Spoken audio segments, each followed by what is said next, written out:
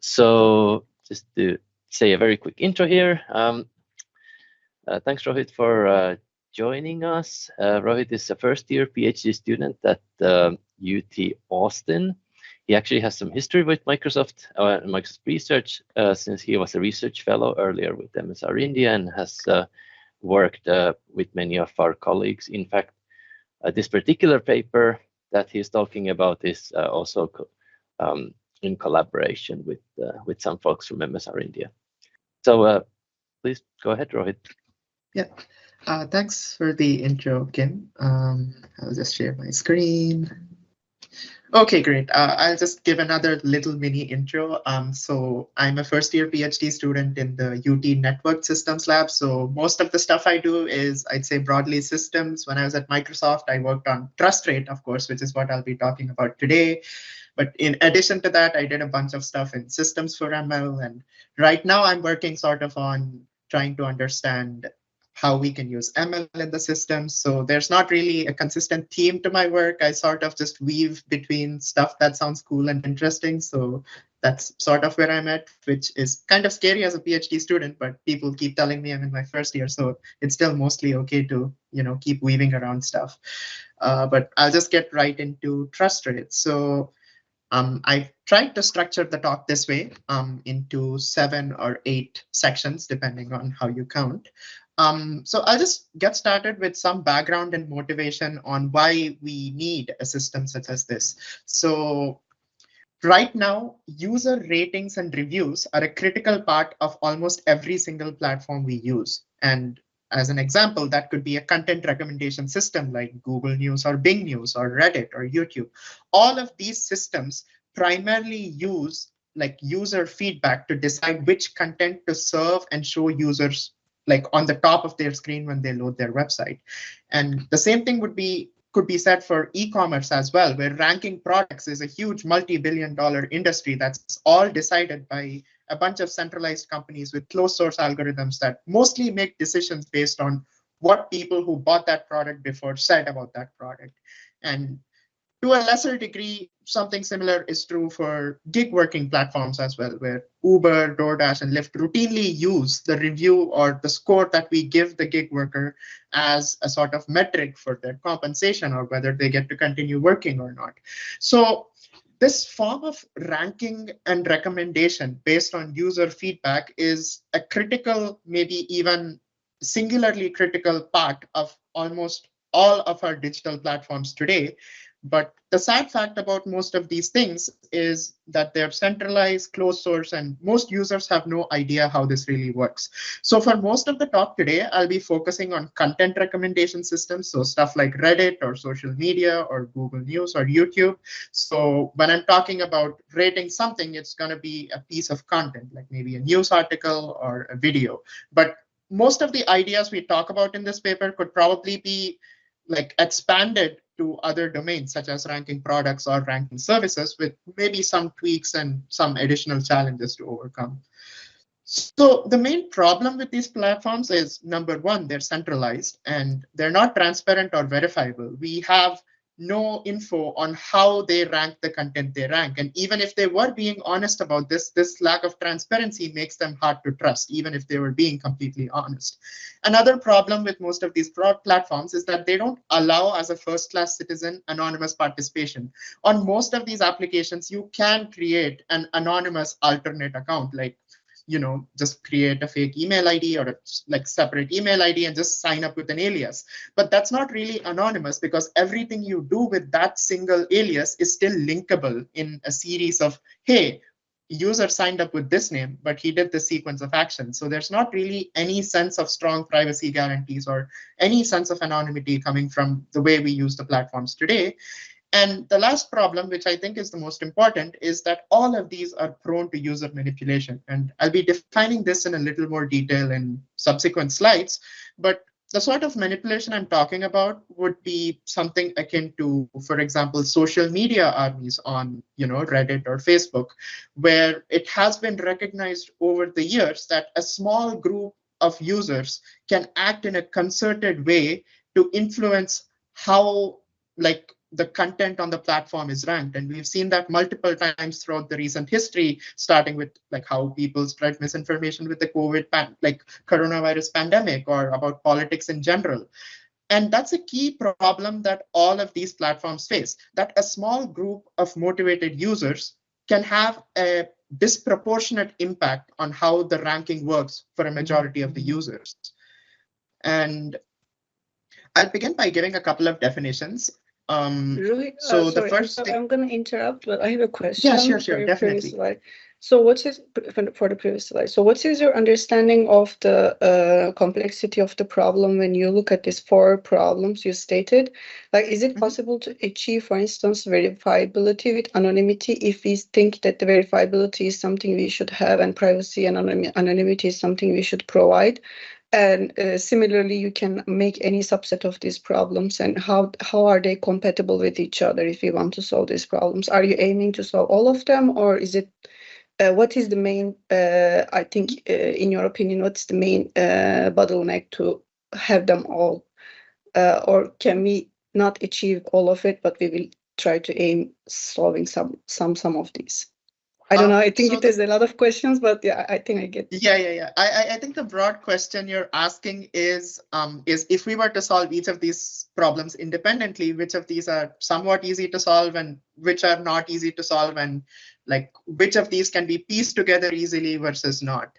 So yeah, I think one it's not a problem, but one requirement that all of these platforms fundamentally have is that they need to be scalable. Like, that's not written here because centralized systems are fairly scalable today because they're centralized and there's just one database storing everything. You don't need consensus or anything. So if you're asking about conflicts of interest in the sense of what makes it hard to achieve all these, I would say scalability mainly. Making something decentralized and scalable is extremely hard. And I sort of think the first 2 problems that I discussed, centralized and not transparent, are somewhat related. Like, if the platform is decentralized to begin with, like even if it's not fully a blockchain or something, like even if there are a limited number of instances, like let's say Mastodon, which allows maybe a couple hundred of different Twitter-like instances to exist, that itself might be a good enough amount of decentralization to get trust and stuff going. But the other problems, privacy and anonymity, are things that our system does try to solve with some cryptographic primitives and some intelligent design to make sure they're scalable. I think that's the key takeaway from this paper, is how do you take all of these known techniques, which is, hey, we can use a blockchain for getting verifiable data. We can use some form of split trust to guarantee decentralization. We can use a bunch of intelligent cryptographic schemes to guarantee privacy and anonymity. But once you put all of these together, is that really scalable in the real world is, I think, the hard question. And the 4th problem I describe here, prone to user manipulation, is somewhat hard to define. Because one, what do we mean by user manipulation? And I mean, one obvious way to manipulate something is just spam, like create an account and start churning out a bunch of, useless content and flood the system. But I think a lot of these platforms have pretty good systems in place to prevent spam, and a decentralized system could come up with a very simple baseline defense against these sort of spam by just rate limiting, which is what a lot of these blockchains do, by setting some cost to participating beyond a certain threshold. But I think other forms of manipulation are a little harder to piece together, which is that, let's say a bunch of users want to spread a piece of fake news or spread a specific agenda. These small group of people would have a lot of motivation to do what they want to do and achieve their goal of spreading or increasing engagement to a certain side of the argument. But the average user doesn't really care. Like, most users online today just consume content and are content with that in some sense. Like, they're not active participants trying to spread their message. This is true for most, I would say, content platforms in general. Creators are a small percentage of users. So this creates a problem because these small set of users are able to get a disproportionate impact. And we're trying to figure out, is there a way we can sort of limit that? And the way you could define this, there are many, many ways. We tried to come up with one way to define it and build a system around that. But I would say the 4th thing is the hardest to answer because it has a lot of human elements in it. And that's where stuff kind of gets tricky. I have So the to impression answer, that I have the impression that the fourth one is specifically the one that is like when we lack this strong identity notion, like we are somewhat losing it with anonymity and privacy as well, and it is making it hard for the platforms and any centralized or decentralized system, in either one, it makes it hard to prone against user manipulation. But yeah, I'm curious to hear more about your results. Thank you. Yeah, that makes sense. I think the question there is like, is adding privacy and anonymity making it easier for user manipulation? And I'm not sure I can think of a clear answer yet, but I'll try to think through the talk and maybe answer this again towards the end. Like, Sure. That's an interesting question. Yeah. Yeah, before I move forward to the next section, are there any other questions, or I'll just wait for like 5 seconds or so. Okay, I'm assuming there's not, but feel free to interrupt me. Like there's just like 15, 20 of us. So I think we do have enough time to discuss in between. So yeah, so in these sort of content recommendation platforms, some user creates a new piece of content, and this can be a news article, post, or video. And let's say we call each of these new pieces of content a poll. And for every new poll, the platforms promote that to a bunch of users who are currently online to solicit their opinion on whether that content was good or not. And most of these platforms don't explicitly ask users, hey, was this good or not? They just track engagement, or they track like, did the user thumbs it up or thumb it down or give it a star rating or some indirect signal like that. But broadly, what they're doing at the end of the day is asking a question like, was this good? And the answer the user gives, which might just be silence, is what they use to decide how good or bad a piece of content is. And based on this initial reception of the content, the recommendation or ranking algorithm makes decisions in the future on which article should be recommended when another user is looking for something. So the first 4 steps in the box are pretty broad and general. Like if you wanted to compare it to, let's say, how you would do a survey today, like if Microsoft, for example, wanted to do an employee satisfaction survey, this is pretty much the way Microsoft would do it. Like create a new poll asking, hey, how are you guys feeling today? And send it to maybe all the employees there, and whoever's online starts taking the poll. So, I mean, the reason I bring this up is because one natural use case for the sort of system we're building is like this sort of organizational polling as well. Even though content recommendation and organizational polling might look like very, very different tasks in some sense, they are at their core the same. Like what we're building right now is a system to handle the back end of how do we achieve polling in a secure, anonymous way, which is also scalable. And a system like that is useful for multiple things. And one of that is organizational polling. And on top of this polling system, if you were to build a recommendation engine, that is what the content ranking system would be. So throughout our paper, we talk about these 2 use cases, but the way I see it, we're building a backend which can be used for a lot of different kinds of front ends. So yeah, and I think I'll just go back to what we want from a review system. And some of the answers are pretty obvious. Like I had a bunch of like what's wrong with systems today slide, and we can just take the opposite of that and we would be good to go. But I want to define a couple of these things in more detail. So I'll start by talking about privacy preserving, because I think that's one non-obvious situation where we might have to define stuff. So right now in most systems, like especially crypto systems or stuff built like this, you have a real world identity, which could be your full name and let's say your email or something like that. And using that, you link a public key to your username, or you create a key pair and publish the public key and use that public key to participate in the system, which in our case is thumbing up or thumbing down on posts. And like I want to define 2 separate kinds of anonymity. And the first kind is that of content anonymity. So let's say there were n different users who voted on a voted on a poll using their key pairs. What content anonymity basically means is that any user or any adversary who has access to all of these keys and all of these votes, which would contain a vote, signature pair, they should not be able to link a certain vote, this orange vote came from this orange user, with not more than 1 by n plus epsilon probability. So this is pretty standard K anonymity. And this is one form of anonymity that we want to guarantee within TrustRate. The second kind is what I would say is a slightly stronger version. So if you recall from 2 slides ago, there's a real world identity which is linked to a public key, and the public key linked in the sense that this real world human possesses this public key, and this public key is what's used to participate in the system.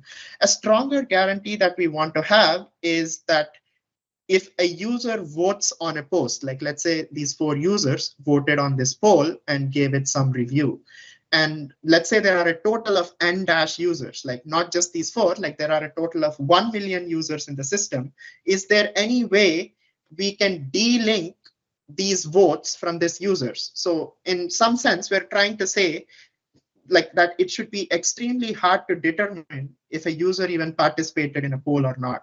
And these are the 2 forms of anonymity we want to guarantee, and we use different cryptographic primitives to achieve both of these. The next thing, going back a couple of slides. Rohit, sorry, Yeah, I'm going to ask another question just to clarify. So I'm just trying to understand the notion of anonymity versus the unlinkability, because I think the unlinkability is stronger, right? Anonymity is a little weaker. So are you?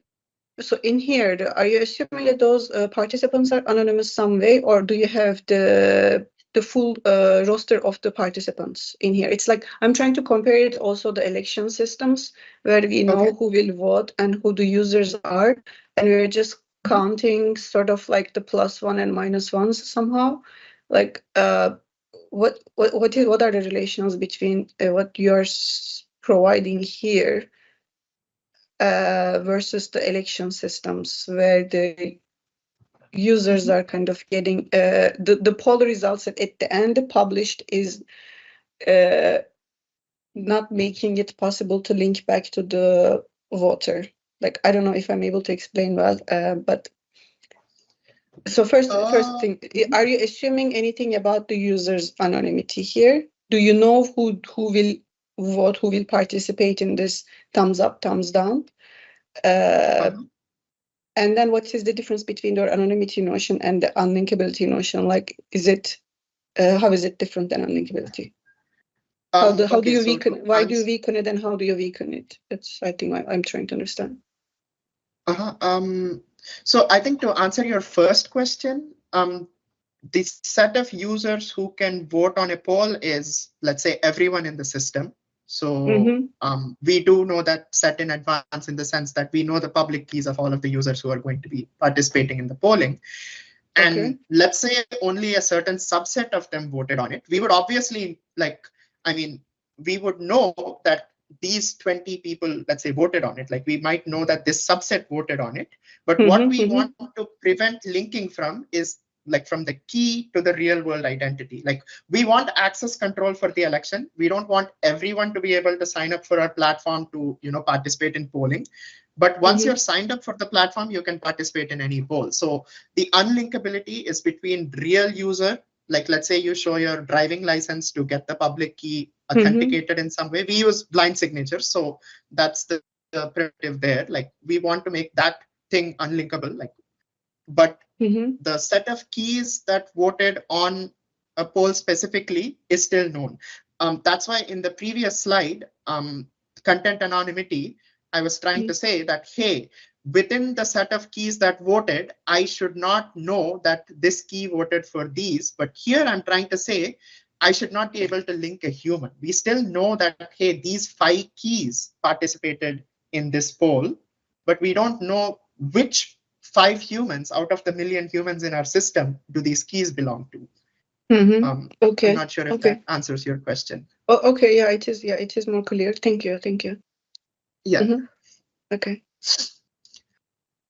So the next thing I want to kind of get into is defining this notion of hijack resistance, which I think I mentioned a couple of times. But the broad idea here is that a small number of users should not be able to have an outsized say or voice in the discourse. Like, we should not have something like a social media army of small number of people be possible in our system. So let's say there's a small group of users, S dash, and let's say these group of users are sort of colluding or like trying to get a specific message out into the public. And I'm representing those people with this slightly angry looking face over here. And these are like, let's say, everyone else. And over here, we have a bunch of polls. So a poll is considered hijacked if more than a certain fraction of the reviews on it are made by people within S dash. Now, this is a simplifying discussion, but one feature that a lot of these recommendations engines use is the ratio of upvotes to downvotes to decide whether to promote that piece of content to someone else. So if a small concerted group of users could consistently downvote posts of like the opinions they are opposed to at an early stage, they might be able to prevent that post from being promoted to further people. That's one example of why we defined our hijacking, like why we defined a poll being hijacked as a certain fraction of the reviews being made by people within this small group of people. So over here in this post, the red votes are all made by people within S dash who are part of the social media army, and the black votes are by people, every other person in the system. So this is just definitions at this stage. We're just calling a poll hijacked if more than a certain fraction of it are made by people within S dash.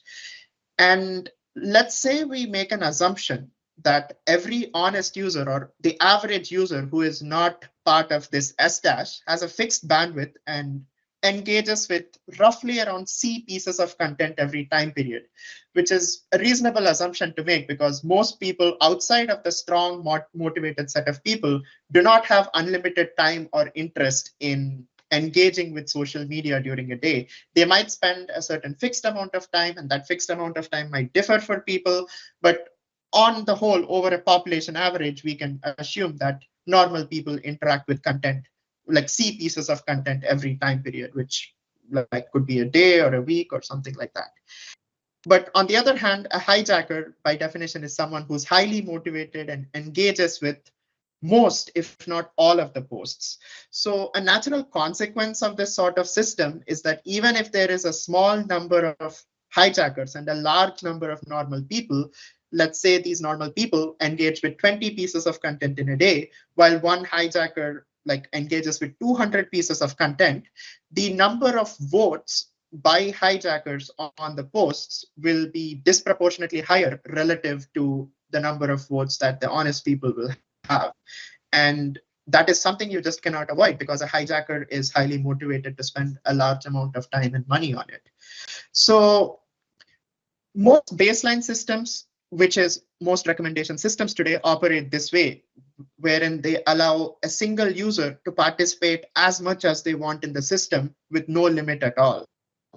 And usually there is no form of access control as well. Like one real world user could have like 100 accounts on Twitter, and you would still like see it as 100 different accounts. But in the true sense, it's just one user who is manipulating hundreds of different accounts at once. So the goal of TrustRate is to increase this cost to hijack polls while respecting the average user's bandwidth.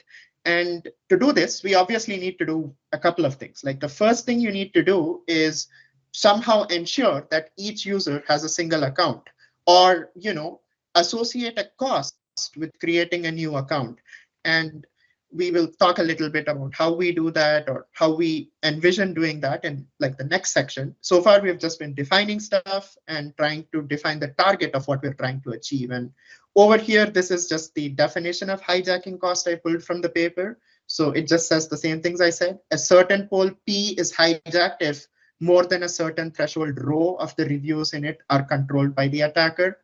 And the hijacking cost of a whole system is defined as the minimum fraction of reviewers, which is all users, that must be controlled by the attacker to hijack a certain fraction of total polls in the system, except for epsilon probability. Any questions before we move ahead? Okay, I'm sorry. I'm trying to. Okay, this is a long sentence. Yeah. This is a long definition, but definitely. Can you explain little little more, or maybe you just rephrasing what you just said for me to understand the notion of cost here? Like, is it just like as you mentioned in the beginning of your talk, like there's a spam, with fighting with spam. There was a notion of introducing some cost, like the machine is doing something like some hash function computations or hash of whatever to increase the electricity bill for the attacker and all this stuff. Is it a similar notion that you're interested in, or is it some kind of an like blockchain concept where you each person is when they post something, there will be some money transfer happening or some burning of some resources or ETH like Ethereum or Bitcoin BTC transfers happening? Like, what kind of cost notion do you have in mind here? I think I didn't. Yeah, I might have missed it, but I couldn't understand it fully. Oh, yeah. No, that makes sense. So this, like, we're using a blockchain in this, but the blockchain is a split trust blockchain, which I'll get into in another section. But basically, we are hoping to leverage either the TEE that's on most phones today, like the trusted execution environment, which sort of certifies from the manufacturer that, hey, you're actually using an actual device and not, just emulating a machine. So we want to, like, basically the cost we're tying it to is saying that, hey, to create a user on our system, you need a smartphone. So the unit of cost is smartphone. And that's what prevents people from just creating 1 million accounts. Like, you could create 1 million Twitter accounts today if you had 1 million email addresses, which is cheap. So the cost unit we're tying it to is something like that. But we sort of piggyback on an existing blockchain for providing this sort of Sybil tolerance, because that's sort of what this is, right? Like, how do we prevent people from creating 100 different accounts? Let's say we have some system in place for that, such that there is an additional tiny cost for creating an account. We piggyback on an existing blockchain for that. But once in the system, like, let's say have 1 million users in total, even if they're all real human beings, an additional property we want to guarantee is that out of these 1 million users, 100 people should not be able to have a disproportionate say in the communication that's happening there, or in the recommendation that's happening in the system running on this blockchain, if that makes sense. So there's two notions of hijack resistance, which is one, it's hijack resistance by preventing people from creating multiple accounts, which we get through piggybacking on a blockchain. But then even if one user equals one account, let's say Twitter somehow came up with a way to require your driver's license or something to create an account, even then this problem of hijacking would still exist, because a group of 30 people who have a weird opinion could go and like or create a bunch of posts or engage more with content they believe in, creating disproportionate impact, if that makes sense.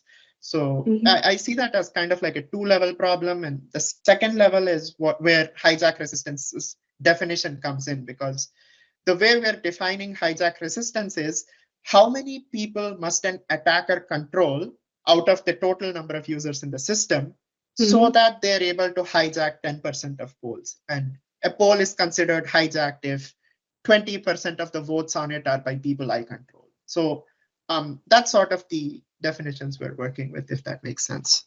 Okay, so what kind of like what do you do with this definition? Do you prove that your system satisfies this definition? Is that the way you use it? So this I think satisfied would be a weird way of saying it. Like, for any system, we can calculate what gamma for that system is. Okay. Where gamma is saying that, hey, this is how many users you'd need to hijack to meet your objective of, hijacking 10% of polls, where each hijacked poll has more than 10%. So you can calculate this gamma for each system. And we show that the gamma for our system is like orders of magnitude higher than a baseline system where we let anyone vote on whatever they want, or is much better than a system where we let users choose a finite number of posts to vote on. So that's sort of how we'll be using this definition. And this is for the fourth problem that you mentioned in your first few slides. The fourth problem, yes. Yeah, the fourth problem, not the. Yes. Okay. Thank you. Yeah. I'm sorry, I'm keeping too long, but. Oh, no, it's perfectly fine. I think a lot of people would have similar questions. Like, I wrote this definition, so to me, I would not really understand how people would understand it when they saw it the first time. So this is super helpful. Like, yeah, thanks. Thank you. Yeah, so okay, next I'm going to be discussing one key idea that we had out of a couple of others. And the key idea here is for every new poll, we select a small random subset of people who are allowed to vote on it. And let's call this the audience of P. And only the members of P are allowed to vote on this. And the number of people in this audience is pretty much a configurable parameter. Like you can set it to a certain number. And we want to compare what this imposes. So in the previous system, like a malicious user could just vote on any poll they wanted with impunity, which allowed them to get a large number of votes on every single post. But that would not be possible in a system like this because they can only vote on stuff when they're chosen to vote on it. So we basically we found a way to calculate what this gamma would be using Chernoff bounds. And in the baseline system, this is what the hijacking cost would be, and this is like what it would be in TrustRate. So this table can be a little hard to parse, but basically rho means a poll is considered hijacked if 50% of votes on it are controlled by people in S dash. And if 1% of all polls, which is what theta is, have greater than 50% of votes controlled by the adversary, then this configuration, you would need to hijack 237,000 users. And we're assuming that the number of users in the system is 10 to the power of 6. So, I mean, this is kind of obvious if you think about it, because random sampling means that you're somehow forcing every single user, every single adversary to only vote on pretty much roughly the same number of polls as the average user is voting on. So this is what we are doing to achieve this. And I mean, in the next section, I'll be mostly talking about how we are, designing it so that this system works in an efficient and scalable way. So we're calling this dynamic random access control because for every single poll, we are deciding in a dynamic yet deterministic way which set of users will be allowed to participate in that poll. I wonder if you could talk a little bit about, like, maybe you said this in English, but sort of how does that functionally make sense? Like, I'm thinking like social media posts or something. I comment on the things I care about, right? So how can you do random users, or is it like subset of the things maybe you vote on a subset of the things that you're interested in, or like how does that work? Yeah, so that is a true question. Like I mean, this would not be a black box replacement for Reddit or any social media app you see out there for sure, because there you can just vote on whatever you want. So I think the way this works, and like the way our system is set up, we can support a bunch of topics, and those topics can be as fine-grained as you want. And there's pretty much no limit on how many topics you can have for scalability. So the way this would work is users subscribe to topics they're interested in. The more fine-grained the topic, the likelier they're to get chosen for it, because the number of users in that topic would be smaller.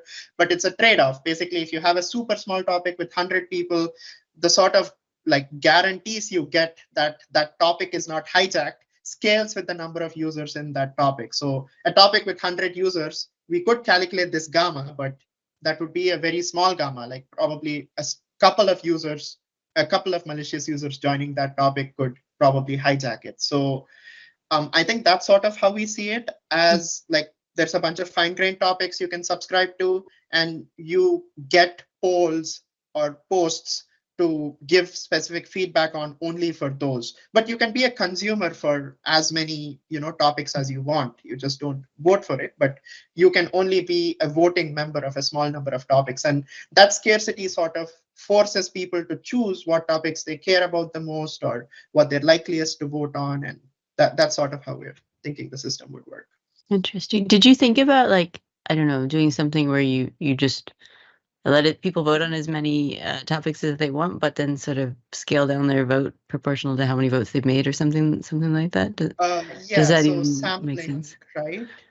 That does make sense, but I think we tried going down that road of, hey, we could normalize the impact this vote has by just dividing it by the total number of posts they voted on.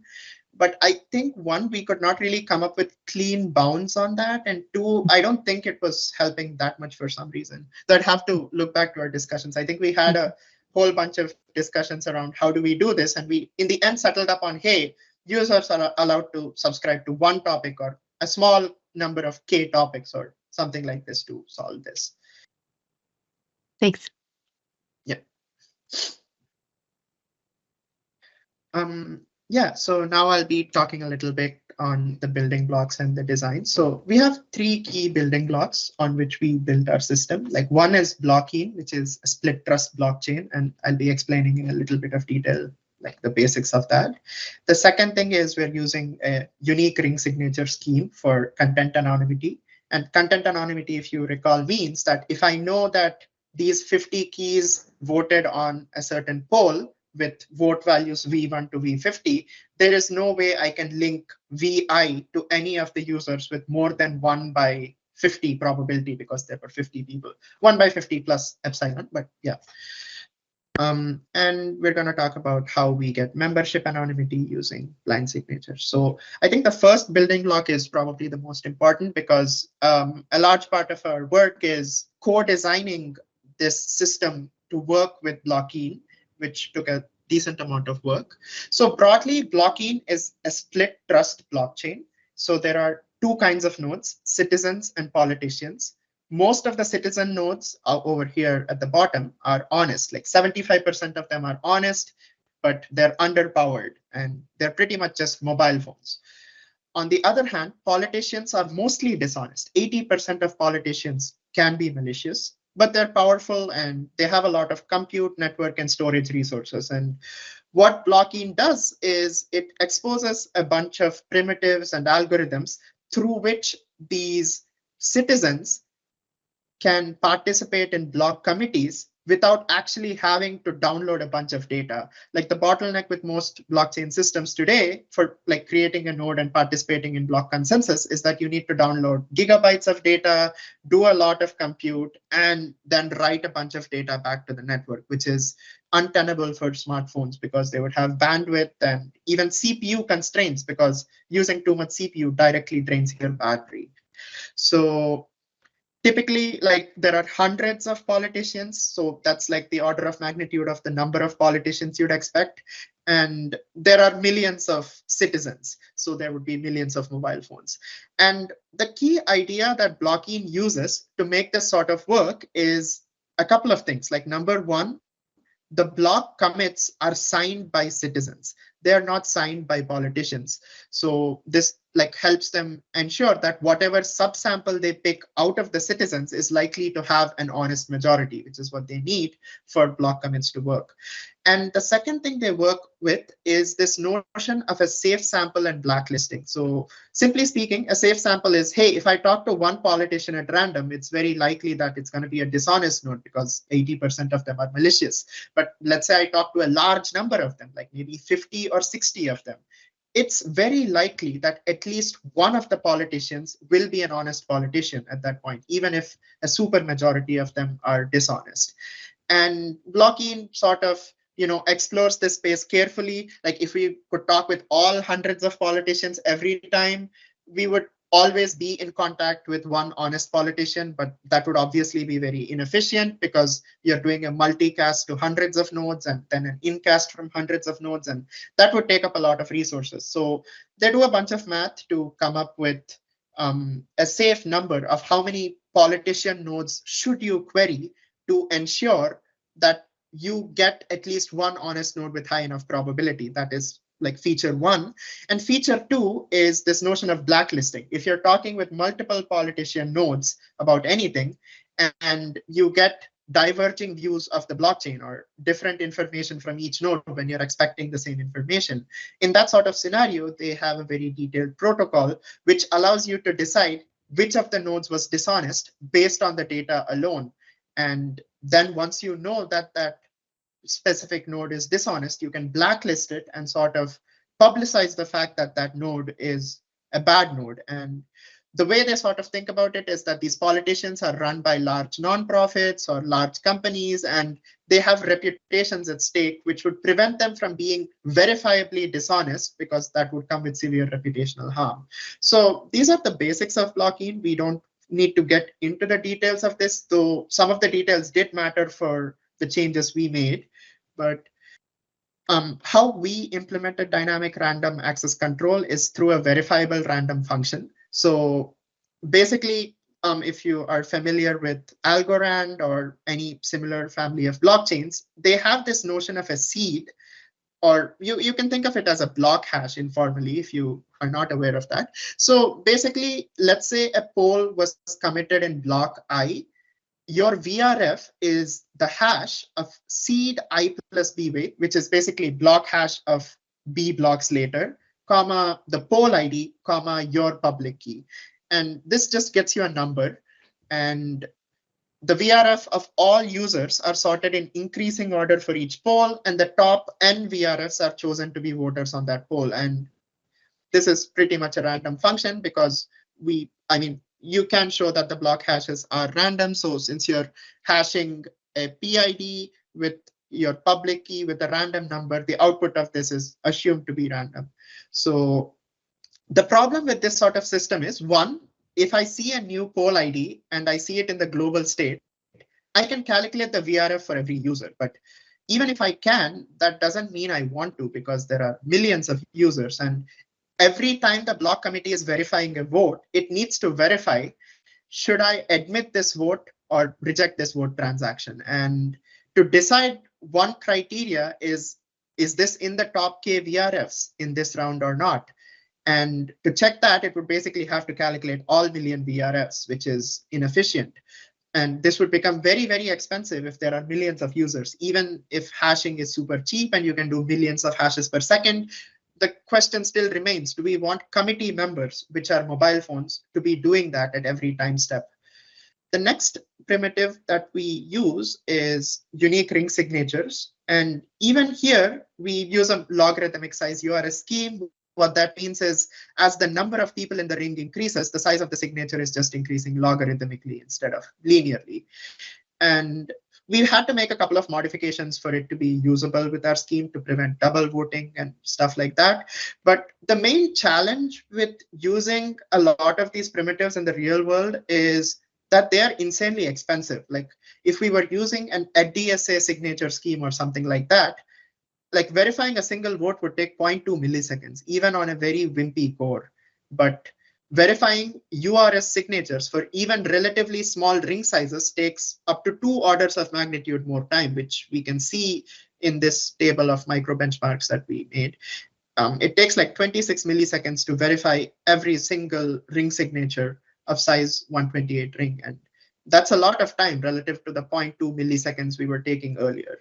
So one solution for this is to batch the verifications. And I think this is a pretty standard technique within cryptography. Like if you want to prove, like if you want to check if is A true and is B true, we sort of check the conjunction of is A and B true, and we just get an answer of 0 or 1. And there's a way to do that because we found a way to do that in the verification scheme. But this alone does not still solve that problem, because even if we, half or 1/3 the time it takes to verify signatures, it's still an order of magnitude more than the time it takes to verify signatures usually. And DSA and schemes like that are what a lot of these blockchain systems use to get whatever scalability they can to begin with. So we're adding an additional bottleneck over the already existing bottlenecks of having a decentralized system. Can you say something really quick about what that the unique ring signature construction looks like? Like, is it a pairing construction? Is it? I didn't get you. Like sorry. what? Oh, just can you say something really quickly about what that construction looks like? Is it a pairing construction? Like, or why is it so? Or is it just that it's big and complicated? Why is it taking this long? I mean, yeah. Or just what is a construction like? Like I don't know the construction. No. Is it like a pairing sort of thing? Is it just like a big complicated thing with lots of proofs in it? Like, I'm not too sure really, Okay, but okay, I mean, just we looked curious. at a bunch of URS schemes, and I mean, this was the fastest, smallest that we could find. So I'm not sure if it's a problem specifically with, I think it's mostly a function of having to do computation over many keys. Like even if you have 50 keys, you need to do some linear computation over it. So that automatically adds a 50x cost. And on top of that, usually it's not a linear cost. It's like you do multiple operations for each additional ring that gets added. So I think it's something like that. But if you wanted me to pinpoint why this specific thing is taking this long, I'm not too sure. But this is something we've generally observed for URS signature schemes in general. And the scheme we picked up from the paper, like their results said that each verification takes on the order of 1 second or so. And we had to sort of re-implement a more efficient version using the Ristretto group, a more efficient group. And even after doing all of that, like our times were still at 26 milliseconds. So I'm not really sure if there's a lot of leeway to reduce this more. And I'm not super familiar with ring signature schemes myself. I just use them. I don't really know how you would construct a new ring signature scheme. So yeah, I'm afraid I can't really answer for why it takes that long. No, that helps. Thank you. Yeah. Yeah. So I think I've been. I think I might be running out of time as well. So I'll just go a little quickly in the interest of time. So the way we code is like the way we solve both these problems of one, unique ring signatures being computationally 2 orders of magnitude more expensive, and the ring calculation itself. Like if you have a poll, how do you decide which of these, which users are eligible to vote on that poll? You need to do 1 million hashes or million computations of the VRF function to get that. So doing this on the citizen nodes, which are wimpy mobile nodes, is clearly not the answer. So instead of that, we tried to offload this work to the politician. And doing this offload leads to at least a 2 to 4x improvement in throughput of our system, because mobile nodes doing a bunch of computation is very, very inefficient because most of them would have a single core. So I'll probably skip over these, but we have a detailed algorithm on how we integrated our 2 new extra verification steps into Blockine. And this core design is probably one of our key contributions, because getting the sort of stuff to work when it's an order of magnitude more expensive with an existing system is probably a huge challenge for anyone trying to piece together multiple cryptographic primitives to like get stuff working. So yeah, now I want to talk a little bit about how we would do membership anonymity. And this is pretty straightforward blind signature setup kind of thing. So the sort of scenario is, let's say there's a large organization like Microsoft that wants to conduct polls of all of its employees. And the way it wants to do it is through a TrustRate instance. Now, obviously, Microsoft would want to control who gets admission into the system or not, because if that doesn't exist, they could be polling everyone on Earth instead of just employees. So you have a slight conflict of interest here in that the admin wants to verify your Microsoft email ID before letting you into the system, but you do not want your public key in the system, let's say some SSH key like construction, to be linked to your Microsoft email address. So we pretty much use blind signatures along with a small zero knowledge proof kind of thing to solve this. But there's nothing really new here. This was just sort of to show that even if there was some degree of access control where an admin wants to control access to the system, it's still possible to do. So yeah, that's pretty much that. So I'll just summarize briefly what the point of all of these probably very disparate sounding paths was. The first thing, the dynamic random access control, selecting a random subset of users for each poll. The whole point of that was to increase the hijack cost. Everything else we talked about, ring signatures, blind signatures, and the modifications to Blockine, to make that happen were mainly to make content and membership anonymity scalable within the Blockine framework. And yeah, so I think one thing we haven't really talked about a lot is, hey, you're saying a poll has been created, and then once people vote on the poll, the votes are also committed to the global state. Where do you actually get the recommendation or ranking from this? And to that, our paper does not really explicitly try to rank or do anything on its own.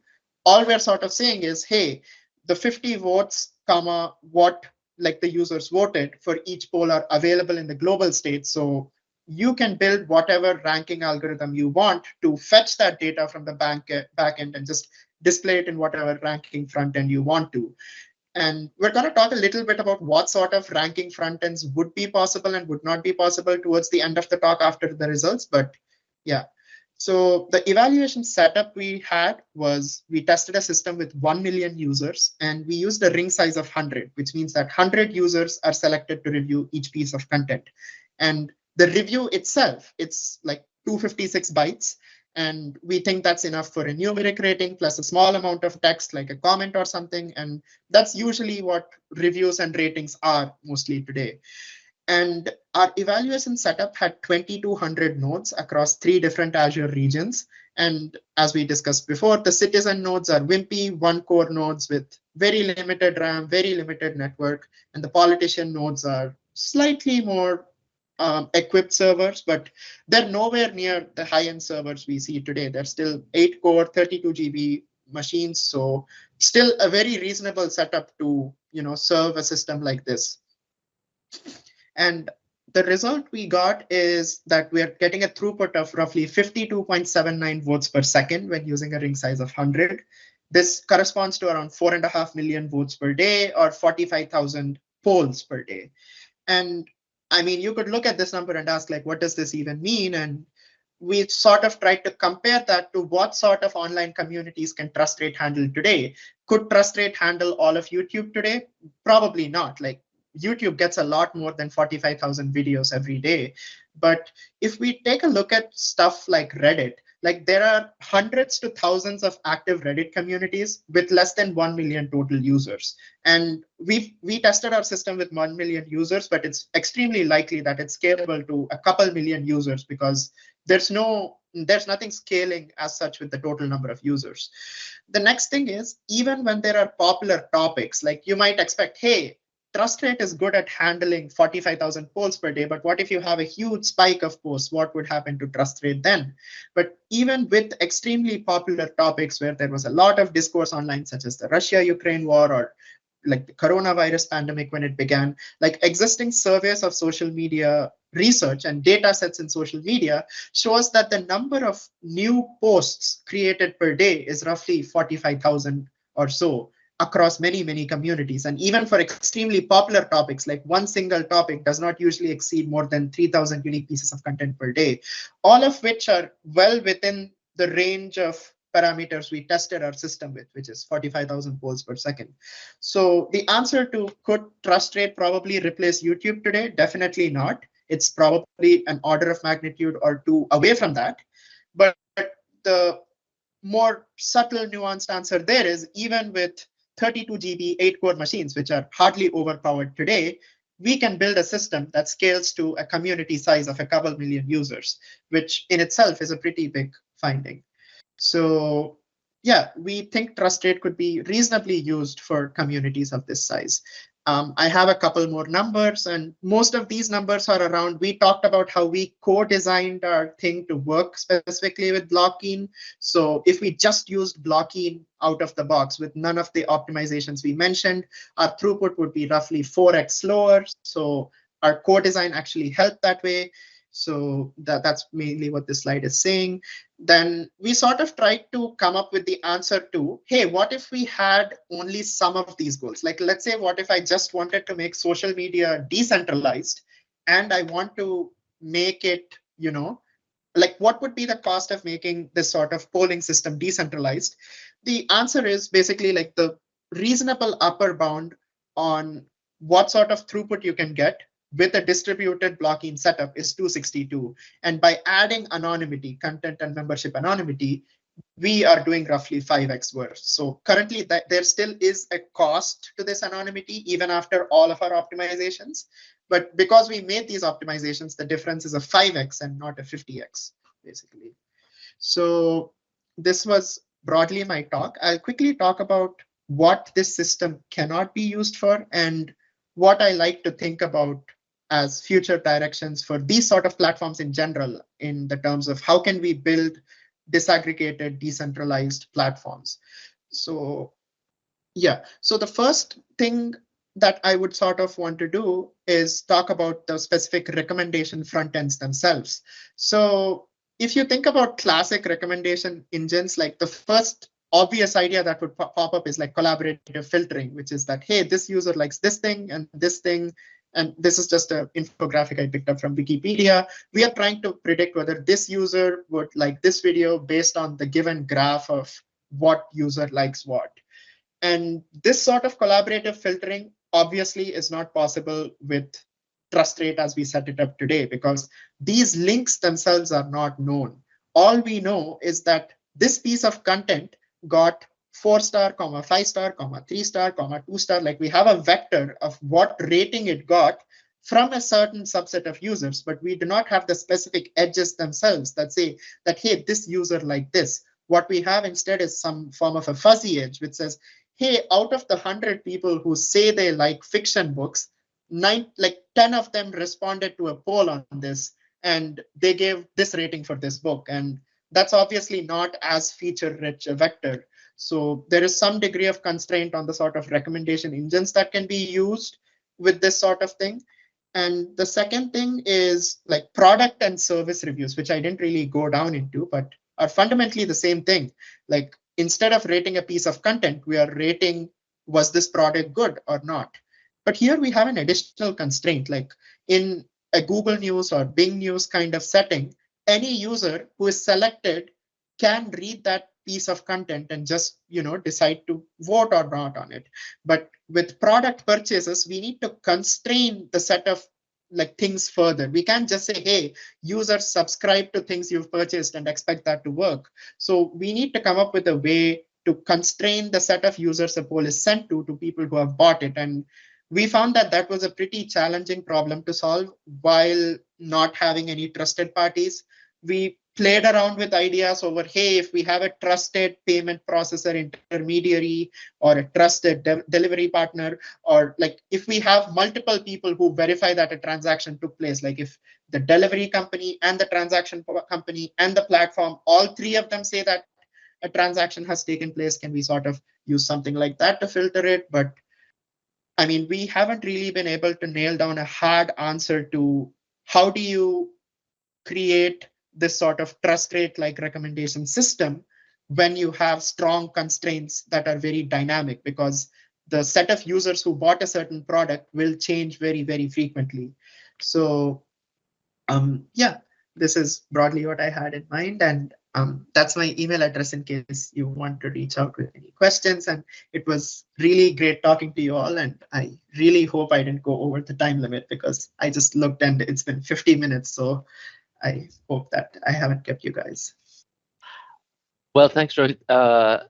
This was very interesting, and it's very relevant to actually some of the recent work that we've been doing. And actually, I certainly look forward to talking about some of these connections with you later. But yeah, actually, just I had one question. You don't need to pull up your slides, but like sure. For the last one, so what's the problem with just having some like physical ticket that you would give to these people who get the, they buy some product and you give them some sort of ticket that allows them to use the system? Like, what's the problem with that?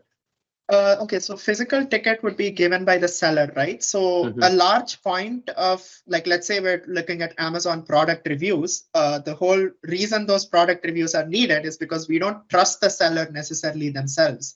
So what would prevent a seller from printing out 1 million tickets and giving them away to their friends, or just punching the tickets in themselves? So I think it becomes a little tricky, because the platform and the seller both have vested interests around any sort of ticket system that comes in. So we haven't been able to find a way to balance those incentives or prevent something like that from happening. Okay, well, I look forward to sharing our thoughts on this later. Any other questions from anyone? All right, well, thank you so much again, Rohit. This was really interesting. very engaging presentation, and there were many good questions that you answered. So thank you so much, and we'll talk to you later. Thank you, Rohit. Thank you so Nice much meeting for you. having me. Nice meeting you too.